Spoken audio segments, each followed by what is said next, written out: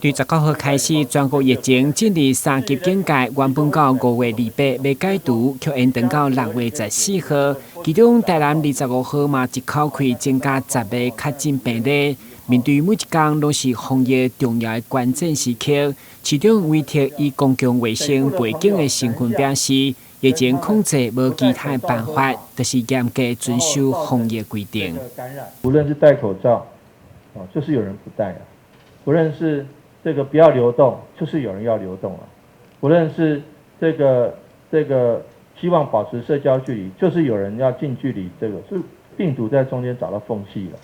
至于大家拢真期待注疫苗会当发挥效果来控制疫情，对此市长表示，以流感疫苗为例，嘛是保一把有效控制。就算是辉瑞，就算 BNT 这些高端疫苗，其实防护力也没有100%，没有100%，现在没有找不到100%的疫苗。就举个例子来说，流感疫苗，流感已经在台湾流行，已经在世界各国流行很久了。那世界各国对于流感已经有相当程度的研究了。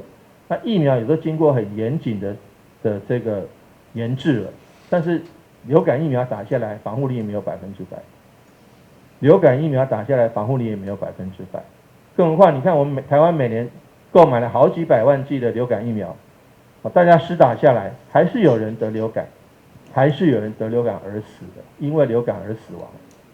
所以流感疫苗如此，在这么短的时间内研发出来的这个 COVID-19 的疫苗又何尝不是？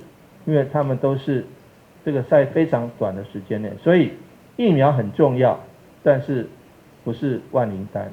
当然，市长强调疫苗真重要，但嘛不是万灵丹。一旦做了疫苗，也是需要挂嘴安，保持社交距离。相信一段期间以后，台湾会当恢复到过去防疫好的成就。